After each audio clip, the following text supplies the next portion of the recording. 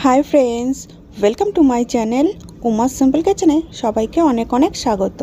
आशा करी तोमरा सबाई भालो आछो, आमिओ खूब भालो आछि। आजके आमी भोला माछ दिए दारुण एकटा रेसिपि तोमादेर संगे शेयर करब। आजके आमार रेसिपि भोला माछेर झाल। सिम्पल भावे रेसिपिटी आमी बानिয়েছি, नो स्किप करे भिडियोटी देखते थाको। एखाने सबार प्रथमे कड़ाई खूब भालो करे गरम करे निয়েছি। कड़ाइয়ের मध्य दिए देब परिमाण मतो रिफाइंड अয়েল माछ भाजार जोन्नो। देखो तेल आमार दिए देওয়া হয়ে গেছে। এবার তেলটাকে খুব ভালো করে গরম করে নেব। কিছুক্ষণ গরম হয়ে যাওয়ার পরে আমি কিন্তু এই তেলের মধ্যে দিয়ে দিলাম সামান্য হলুদ গুঁড়ো। হলুদ গুঁড়ো দিয়ে আমি তেলটাকে আরও কিছুক্ষণ খুব ভালো করে গরম করে নেব। এখানে দেখো তেলটা কিন্তু আমার খুব সুন্দর করে গরম করা হয়ে গেছে। এবার এই তেলের মধ্যে আমি কিন্তু ভোলা মাছগুলোকে ভেজে নেব। আমি ভোলা মাছের মধ্যে লবণ মাখিয়ে 5 থেকে 10 মিনিট রেখে দিয়েছিলাম। এবার আমি ভোলা মাছগুলোকে এক এক করে তেলের মধ্যে ছেড়ে দিলাম। ভোলা মাছগুলোকে আমি কিন্তু খুব ভালো করে ভেজে নেব। মাছের এক পাশ আমার ভেজে নেওয়া হয়ে গেছে, অন্য পাশ উল্টে দেব। দেখো বন্ধুরা, আমি যেহেতু তেলটা খুব ভালো করে গরম করে নিয়েছিলাম, সেই জন্য মাছটা কিন্তু একদমই কড়াইয়ের সাথে লেগে যায়নি। খুব সুন্দর আমার এক সাইড লাল করে ভাজা হয়ে গেছে, অন্য সাইডও কিন্তু আমি উল্টে দিলাম। আর এই মাছের দুই সাইড কিন্তু আমি হালকা লাল করে বা খুব ভালো করে ভেজে নেব। সম্পূর্ণ মাছ আমার ভেজে নেওয়া হয়ে গেছে। এবার কিন্তু মাছগুলোকে আমি কড়াইয়ের থেকে তেল ঝরিয়ে একটা পাত্রে তুলে নেব। একইভাবে বাকি মাছগুলো কিন্তু আমি ভেজে নেব। সম্পূর্ণ ভাজা মাছ কিন্তু আমার কড়াই থেকে তুলে নেওয়া হয়ে গেছে। কড়াইয়ের মধ্যে যে তেলটা আছে তার মধ্যেই আমি সম্পূর্ণ রেসিপিটি কিন্তু বানিয়ে নেব। দেখো তেলের মধ্যে আমি দিয়ে দিয়েছি বেশ অনেকটা পরিমাণে কুচিয়ে নেওয়া পেঁয়াজ। এখানে আমি 4 থেকে 5টা বড় সাইজের কুচিয়ে নেওয়া পেঁয়াজ দিয়ে দিয়েছি। এবার পেঁয়াজগুলোকে আমি নাড়িয়ে চাড়িয়ে কিছুক্ষণ আমি ভেজে নেব। এখনও কিন্তু আমি পেঁয়াজের মধ্যে লবণ বা হলুদ কোনো কিছুই ব্যবহার করিনি। পেঁয়াজটা কিছুক্ষণ ভেজে নেওয়ার পরে আমি এর মধ্যে দিয়ে দিলাম স্বাদ মতো লবণ। লবণ আমার দিয়ে দেওয়া হয়ে গেছে। এবার আমি পেঁয়াজটাকে কিন্তু বেশ কিছুক্ষণ ভেজে নেব, যতক্ষণ না পেঁয়াজটা খুব সুন্দর সফট হয়ে যাচ্ছে বা নরম হয়ে যাচ্ছে।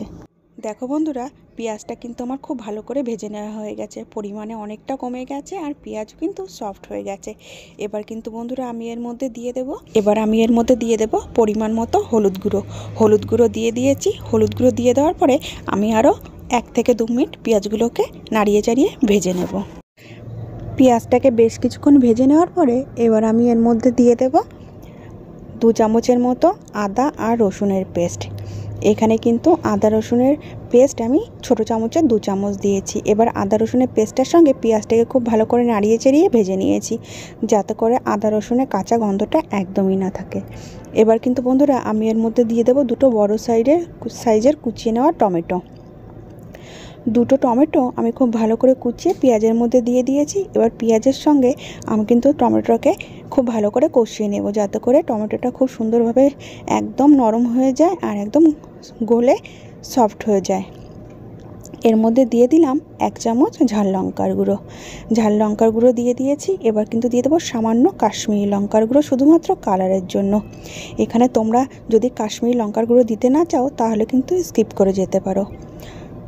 সমস্ত গুঁড়ো মশলা আমার কিন্তু দিয়ে দেওয়া হয়ে গেছে। এখানে শুধুমাত্র গুঁড়ো মশলা বলতে আমি কিন্তু লঙ্কার গুঁড়োটাই ব্যবহার করেছি। দেখো মশলাটাকে খুব সুন্দর করে আমি কিন্তু কষিয়ে নিয়েছি। কষিয়ে নেওয়ার কারণে এর থেকে কিন্তু তেল ছাড়তে শুরু করে দিয়েছে। এবার কিন্তু বন্ধুরা আমি গ্যাসের ফ্লেম লোতে রেখে খুব ভালো করে কষিয়ে নিয়েছি। কষিয়ে নেওয়ার পরে আমি এর মধ্যে দিয়ে দিলাম সামান্য জল। আমি গ্রেভিটা খুব বেশি রাখবো না, একদম মাখো রাখবো, সেই কারণে আমি জলের পরিমাণ খুবই কম দিয়েছি। দেখো জল আমি দিয়ে দিয়েছি। এবার খুব ভালো করে গ্রেভিটাকে রান্না করে নেব বা একটু ফুটিয়ে নেব। তোমাদের যদি আজকের আমার এই ভোলা মাছের ঝালের রেসিপি ভালো লেগে থাকে, লাইক করবে, শেয়ার করবে আর কমেন্ট করে জানাবে রেসিপিটি কেমন হয়েছে। এখানে দেখো গ্রেভিটা কিন্তু ফুটতে শুরু করে দিয়েছে। 2 মিনিটের মতো আমি খুব ভালো করে ফুটিয়ে নিয়েছি। ফুটিয়ে নেওয়ার পরে আমি কিন্তু এর মধ্যে দিয়ে দেব আগে থেকে ভেজে রাখা ভোলা মাছগুলো। এখানে সমস্ত ভোলা মাছগুলো কিন্তু আমি এই গ্রেভির মধ্যে বন্ধুরা দিয়ে দেব। এখানে জল দেওয়ার পরে গ্রেভিটায় কিন্তু আমার একটু নুন কম বলে মনে হয়েছিল, সেই কারণে আমি সামান্য নুন ওপর থেকে ছড়িয়ে দিলাম। ছড়িয়ে দেওয়ার পরে খুব ভালো করে মিশিয়ে নিয়েছি। এবার আমি ভাজা ভোলা মাছগুলো কিন্তু গ্রেভির মধ্যে এক এক করে দিয়ে দিলাম। সমস্ত ভাজা মাছগুলো কিন্তু গ্রেভির মধ্যে আমার দিয়ে দেওয়া হয়ে গেছে। এবার খুন্তি দিয়ে হালকা করে নাড়িয়ে চাড়িয়ে মাছগুলোকে গ্রেভির মধ্যে ভালো করে মিশিয়ে দেব। দেখো আমি এখানে খুব ভালো করে মাছগুলোকে গ্রেভির মধ্যে খুব ভালো করে মিশিয়ে নিয়েছি, যাতে করে গ্রেভিটা খুব সুন্দর মাছের মধ্যে ঢুকে যেতে পারে। এবার কিন্তু আমি 2 মিনিটের মতো রান্না করে নেব। এখানে আমি 2 থেকে 3 মিনিট খুব ভালো করে কিন্তু গ্রেভির সঙ্গে মাছটাকে আমি কিন্তু রান্না করে নিয়েছি। গ্রেভিটা বেশ অনেকটা শুকিয়ে যাওয়ার পরে আমি এর মধ্যে দিয়ে দিলাম আগে থেকে বেটে রাখা সর্ষে বাটা। এখানে আমি সাদা সর্ষে ব্যবহার করেছি, তোমরা চাইলে কালো সর্ষে ও ব্যবহার করতে পারো। আমি সাদা সর্ষেটা খেতে বেশি পছন্দ করি, সেই কারণে আমি সাদা সর্ষেটাই দিয়েছি। সাদা সর্ষে দিয়ে দেওয়ার পরে আমি কিন্তু গ্রেভির সঙ্গে সাদা সর্ষের বাটাটা খুব ভালো করে মিশিয়ে নিয়েছি। মিশিয়ে নেওয়ার পরে আমি আবারও 3 থেকে 4 মিনিট আমি গ্রেভিটাকে ফুটিয়ে নেব। দেখো আমি কিন্তু আলাদা করে আর কোনো রকম জল ব্যবহার করিনি। দেখো গ্রেভিটা আমার খুব সুন্দর করে রেডি হয়ে গেছে। রেডি হয়ে যাওয়ার পরে আমি কিন্তু গ্যাসের ফ্লেম একদম লোতে করে দিয়েছি। তোমরা যদি আমার চ্যানেলে নতুন নতুন ভিডিও পেতে চাও অবশ্যই আমার চ্যানেলটিকে সাবস্ক্রাইব করতে ভুলবে না। আর যদি ফেসবুক পেজ থেকে আমার এই রেসিপিটি দেখে থাকো অবশ্যই আমার ফেসবুক পেজটিকে ফলো করার অনুরোধ রইল। দেখো আমার খুব সুন্দর করে মাছটা কিন্তু রেডি হয়ে গেছে। এবার কিন্তু আমি এর ওপর থেকে ছড়িয়ে দেব সামান্য সর্ষের তেল। দেখো সামান্য সর্ষের তেল আমি কিন্তু এই গ্রেভির ওপর থেকে ছড়িয়ে দিয়েছি। কাঁচা সর্ষের তেল এই ভোলা মাছের ঝালের মধ্যে দিলে কিন্তু দারুণ লাগে। গ্যাসের ফ্লেমটা আমি একদম লোতে রেখে তবে দিয়েছি। এবার কিন্তু গ্যাসের ফ্লেম আমি অফ করে দেবো আর ওপর থেকে ছড়িয়ে দেবো ফ্রেশ ধনেপাতা কুচি। সম্পূর্ণ ধনেপাতা কুচি আমার কিন্তু ছড়িয়ে দেওয়া হয়ে গেছে। এবার ধনেপাতা কুচিটাকে আমি খুব ভালো করে ভোলা মাছের ঝালের সঙ্গে মিশিয়ে নেব। এখানে বন্ধুরা আজকের আমার রেসিপি ভোলা মাছের ঝাল কিন্তু একদম রেডি। এবার তোমাদেরকে আমি একটা পাত্রে সার্ভ করে দেখিয়ে দেব।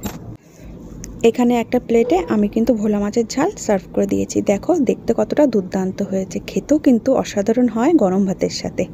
আজকের মতো ভিডিওটি আমি এখানেই শেষ করলাম। আবারও দেখা হবে নতুন কোনো রেসিপির সাথে। সম্পূর্ণ ভিডিওটি দেখার জন্য সবাইকে অনেক অনেক থ্যাংক ইউ।